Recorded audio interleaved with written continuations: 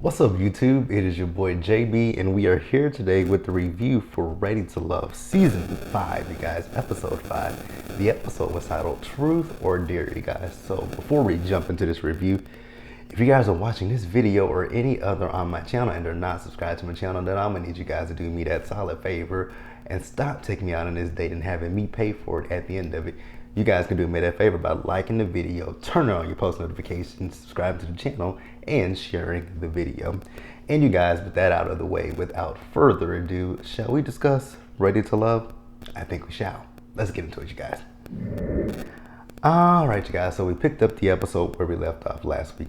You guys remember in last week's episode that Funky Dineva, aka Demetrius, was giving the information to Precious and to AP about which lady the men had decided was not yet ready to love, right?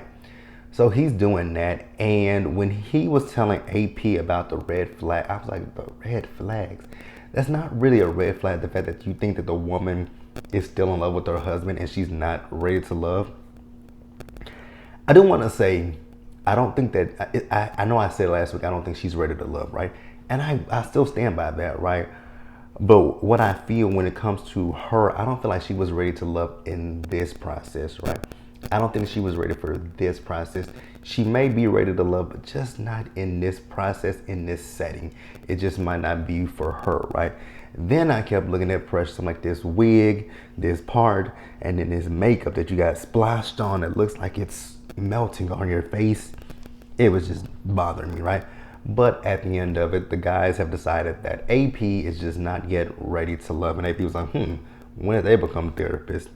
Okay, so then Tommy comes up and tells the ladies, all right, ladies, so this week, you ladies will have the opportunity to send one of these men home this week.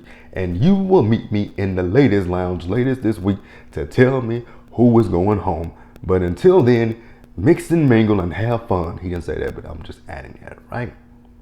So he did tell them that, Eric has cooked the meal, so go enjoy. So Eric, he's cooked the food for him, right? It was so interesting to see that Clifton went and fixed the plate for old Blue Eyes, aka Carmen. I was like, wow, he fixed the plate for Carmen and not for Joy. Joy is his number one connection. And it's interesting, right? Because you guys remember when they went bowling, he's the one who pointed out her blue contacts in the eyes. And I was like, I didn't think he even liked those blue eyes. But he does, right? So then Laverne decides that he wants to play a game of truth or dare. I was like, oh, this is going to get interesting, right? So we go down the line of truth or dare, right? So Laverne, since Christina was sitting next to him, he said to Christina, touch the man on the chest that she has the most connection with. I was like, sir, it's not the most connection. It's you could say the strongest connection with, the best connection. But she went around the table, right?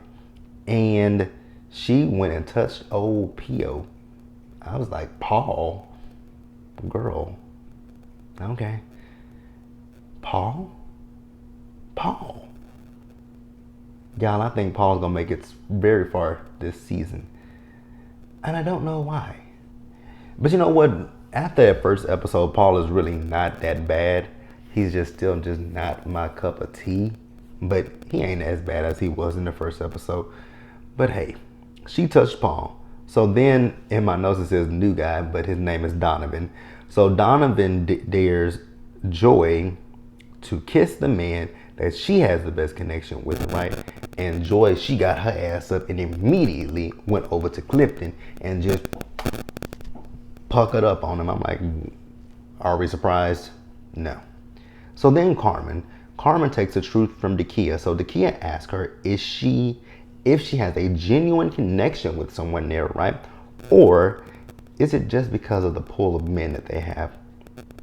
So Carmen says that no, I actually have a genuine connection with someone or someone's here, right? So we know who her connections, well, we can assume, I know one of her connections is Eric, right? And I think she has a connection. I think that she and Clifton have a connection, but I'm just not positive about that. But we'll see. They ain't went on no date. And like I say, with Ready to Love, the only thing about Ready to Love that annoys me is just the fact that we just don't see these connections that form off camera. We don't see them, and then they come back on camera and say, oh, I have a connection with so-and-so, and we be like, when did you have that connection? And y'all are trifling as always. Why y'all don't ever say shit about my nose ring? It just be, ooh. I mean, that bad booger just be twisted. And y'all don't ever say, JB, check your nose ring. Can you see it? You can see it when I do that, but no. All right, you guys. So then we move over to Eric, right? So Eric, I guess it was a dare, right? So Eric dared Sabrina to nibble on the ear that she is feeling the most, right? So Sabrina gets up, right? And it's like a game of, hot potato, right? Or ring around the rosy.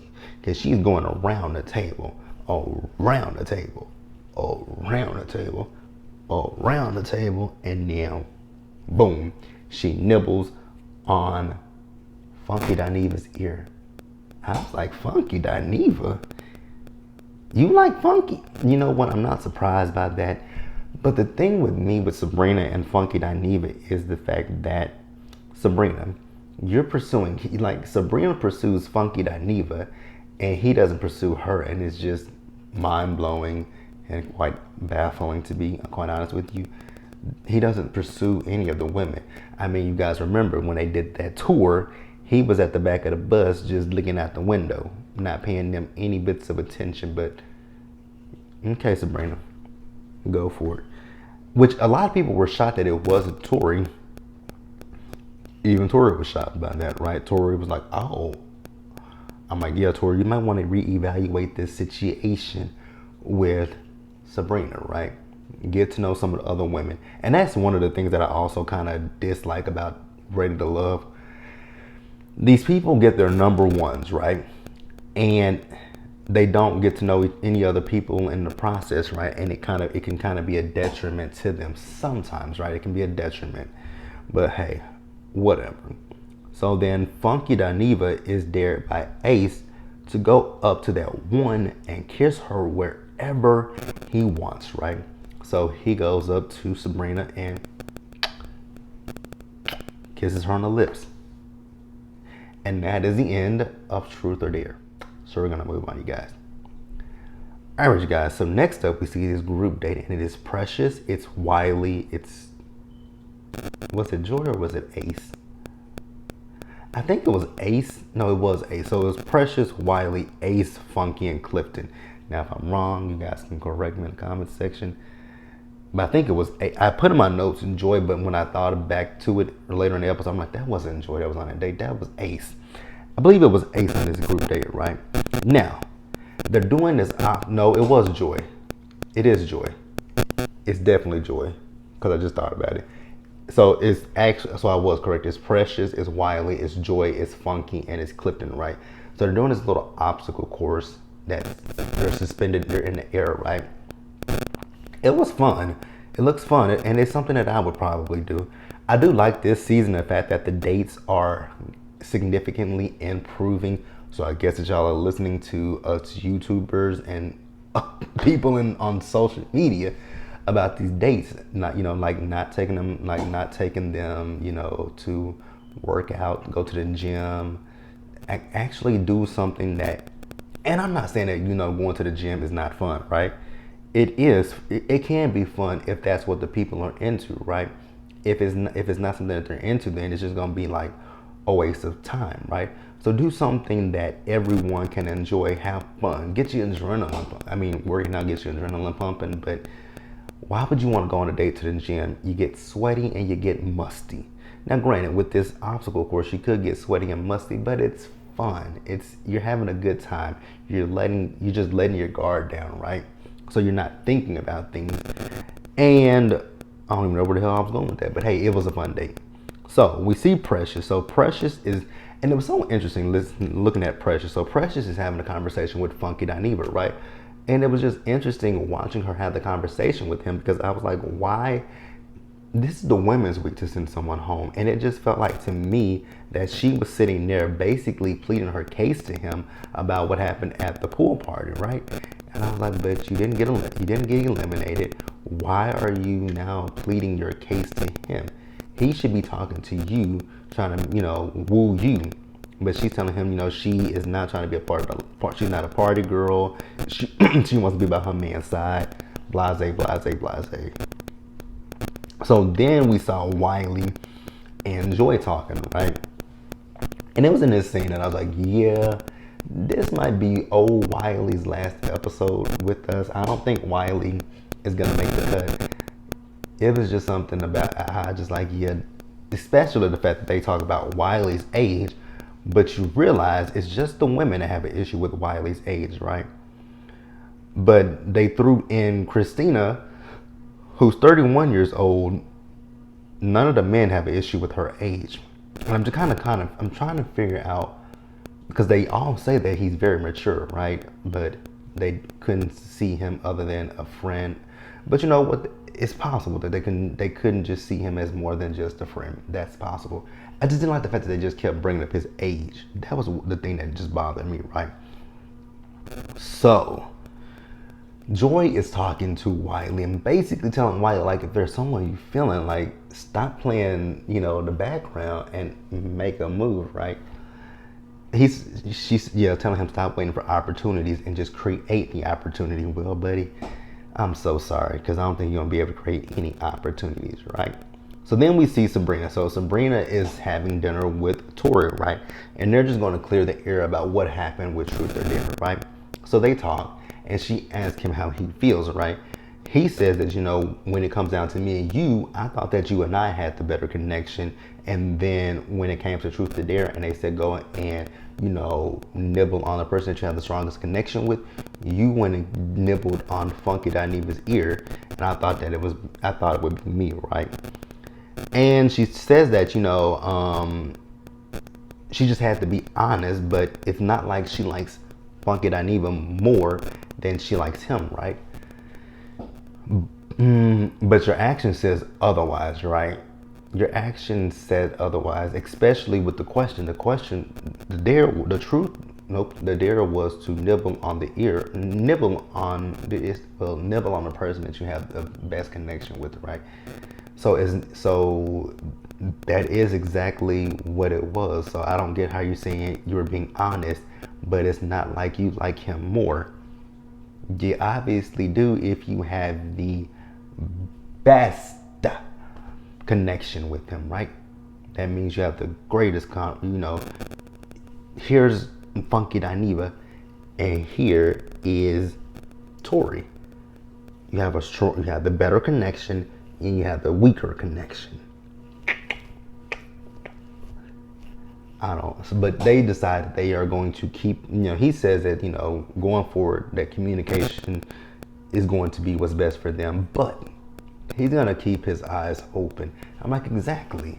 Don't, like I just said earlier in the review, don't put all your eggs in one basket, right? Don't count the chickens before the eggs hatch. Is that the saying? I could be wrong about that saying. Y'all know I don't get them always, I don't always get them right, but hey, it is what it is. They're going to work on it. We're gonna move on. See Carmen. So Carmen has dressed up. She's going on her first date with Paul. She claimed with a cleavage out. And I'm like, okay, let him see what you're working with, right? So she tells him that, she heard a lot about him. And she says, he says, let's hit it off, right? I'm like, okay. Y'all know, it's not that I don't see it for him. Well, yes, it is. I don't see it for him. And it's not in a bad way. It's not like with Troy from Houston, and it's not like Corey from DC, right? I just don't know. The thing with Paul is he's awkward, hella awkward, right? And his line of questioning, sometimes the questions are just like, you can come up with a better question than that, right? But in this one, he did good with his questions, right? But he threw me off when he said, I'm going to give you my pickle. I was like, oh my God, here we go. Here we go with the sexual innuendos. I was like, oh, Jesus be offense, right? Jesus be offense. So he gave her her pickle. She said, "You're gonna feed it to me." I was like, "Oh my god!" Then she reciprocates. I was like, "Why? Why do we have to do this? Why do we have to do things with sexual innuendos? I just don't understand that, right? You could have said, "Hey, you want the pickle? You want that?" Because see, and for me, it would be easy. Like when I don't eat pickles. I've never ate a pickle. I don't like pickles. I can't stand pickles, right? If I go to a place and they like, if you go to Jason's Deli or stuff like, or you go to a deli or anywhere where they give you a pickle, I refuse. I'm like, you can put it in there, but I'm not going. I'm like, sometimes I'll tell them, don't even put the pickle in there because that pickle's going to go to waste because I'm going to throw it right in the trash as soon as I finish with my food. I don't eat pickles, right? So my friends over the years, all my friends know I don't eat pickles. So if we go somewhere, they're like, "Oh, Jared, can I have your pickle?" I'm like, "Take that pickle. I don't eat. I don't eat them. Take it, eat it, do whatever you want to do with it. Take it." So for me, it would be like, you want the pickle? Girl, you want that pickle? Yeah, take it. Here. Feed it to me. Oh, you want me to feed the pickle to you? Cool. You like that? No, and see, there's nothing sexual about that.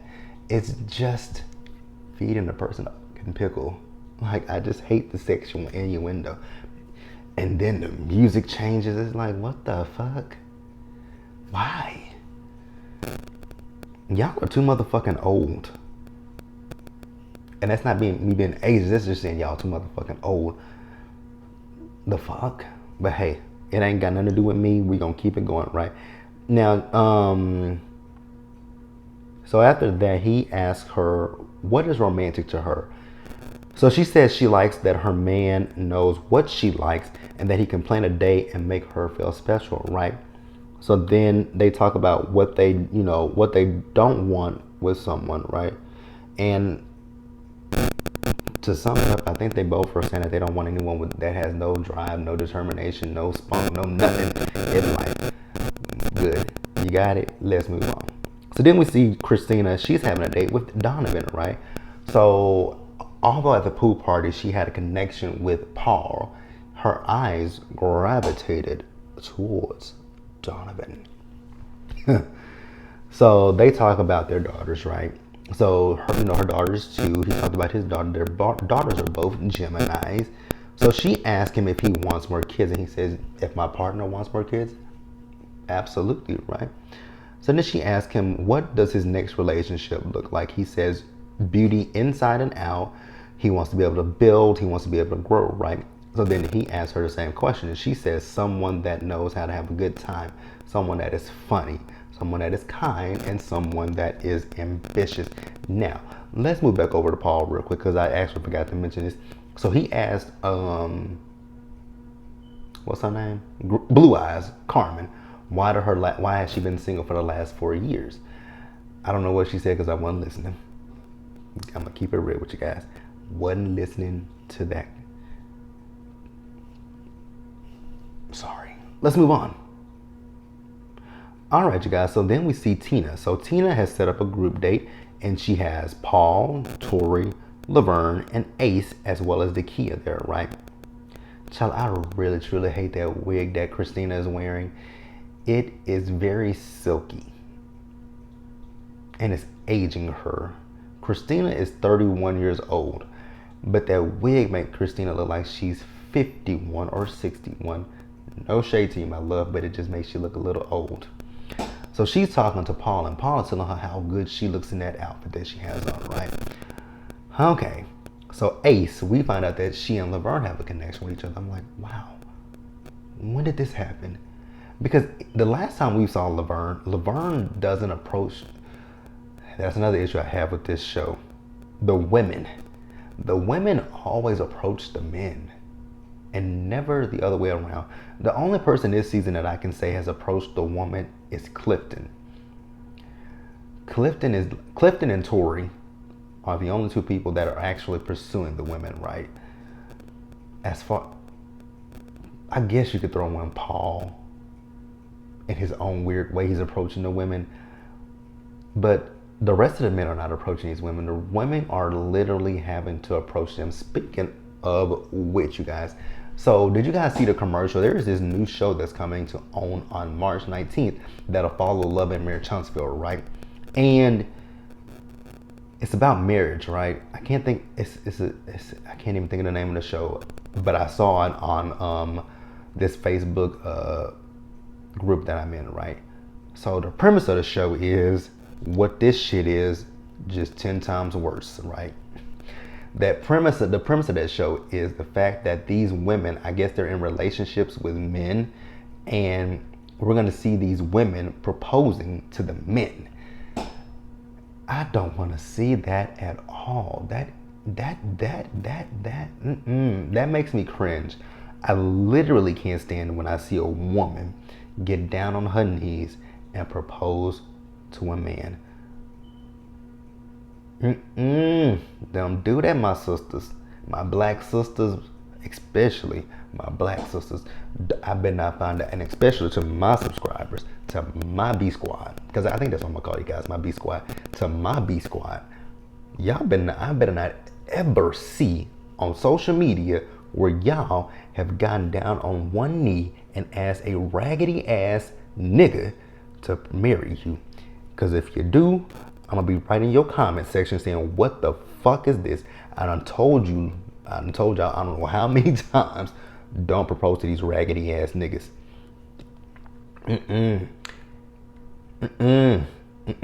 What you do to that man is you give him a timeline, right? If that man ain't met your timeline, by the time you give him a timeline, once your timeline expires, you tell him either you shit or get off the pot. One of the two. So tell him what kind of ring you want, how many carats you want, and what kind of shape you want. Tell him all that shit. Give him a date.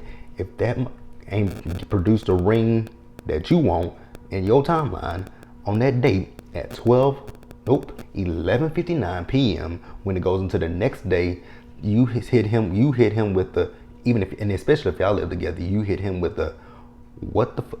You slap his raggedy ass. Hey nigga, get your ass up. It's 11:59. My timeline expires today. What the where's my ring at? And we say, oh, well, baby, I didn't get you a ring. Well, guess what, nigga? You got to get your shit and get the hell out of my house. Bye-bye. Because I can find me a new one, right? To the left. Shout out to Beyonce. Put a ring on it. Shout out to Beyonce. Don't do that. I had to preach on that one. Don't do that. Do not propose to a man, because a man knows if he wants to be with you long term. Literally, a man knows if he wants to be with a woman long term, and when he doesn't, he's gonna do nothing but waste your good years and your time. Don't let it happen. Honestly, in a relationship, I wouldn't even say wait. I would say, for me, I would say at least 2 or 3 years, right? Don't go no 5 years, don't go 6, don't go 8, don't go 10, because baby, you've wasted some of your good years on a ain't shit. Now, let me preference this. If you guys have that agreement and understanding that marriage is not what you guys want, that's fine, because marriage is not for everybody, right? Me included, right? I don't see myself getting married, but I don't know what the future holds, right? But marriage might not be for everyone, right? So if you guys have agreed that you guys don't want to get married, that's fine. But what I don't want to see my black women doing is getting down on one knee and proposing to a man. I just don't want to see that. I don't want to see it from any women, but I definitely don't want to see it from a black woman. I definitely don't want to see it from a black woman, because women, especially black women, y'all gotta know your worth, because you're worth a lot. But I don't preach enough to y'all. Y'all probably like, JB, stop preaching. I'ma stop, you guys. I'ma stop. So, back to the show. Dakia and Tori, they talk about the pool party, right? And he tells her that, he's reevaluating his interaction, relationship, whatever you want to call it, with Sabrina, right? Then we have a conversation with Laverne and Tina. Tina ain't into Laverne, and I was bored as shit with that conversation. So let's move on and wrap up the episode, right? So we see the ladies, they're in the ladies' lounge, right? So they tell Tommy about what happened after he left the pool party, right? about the game of truth or dare that Laverne came up with, right? So then we go around the table, we ask them who's in the ladies' tops, right? So Tina says that Paul is in her top. Carmen says Eric, but Paul is creeping up, right? Dakia says Eric is her top. Then A says she has a connection with Laverne, but she also has one with Tori. Precious says Paul and Donovan, and I was like, Precious, Donovan doesn't like you. Just putting it out there. He don't like you like that. So then we talk to the ladies and we ask them, who are we not feeling, right? Ace, she says Clifton because Clifton gives her the homie vibes, right? Carmen says she got to see about Ace because of his connection. She didn't say it, but I know why. It's because of his connection with Joy. So then the remaining women, they start saying Wiley, Laverne. Wiley and Laverne was being tossed around, right? So then after that, we see Laverne and Laverne and Precious, as well as Dakia and Wiley, right? So they're on the eliminates, and in the end, the women decided to send Wiley home. I was really surprised that they didn't send what's his name home? Laverne home, right? And when Precious was telling him what the ladies feel, he was like, yeah, because I don't trust y'all. Y'all ain't won my trust over. I'm like, ooh, can we have a double elimination and just say, hey, fuck it, and send both these motherfuckers? Can we scratch that? Can we just say, send him home and keep Wiley? I know that the ladies only see Wiley as a friend, but shit, this man, I mean, I get it. You know, you got to warm up to people, but damn, that was kind of rude how he was talking. But he lives to do nothing another day. But that's it, you guys. Let me know what you guys thought about the episode. Leave your comments in the comments below. Subscribe to the channel, turn on your notifications, share the video, and until the next time, stay safe, take care of yourselves. Remember, wash your hands, to wear a mask, socially distance, be blessed, and I'll see you guys in the next one. Bye.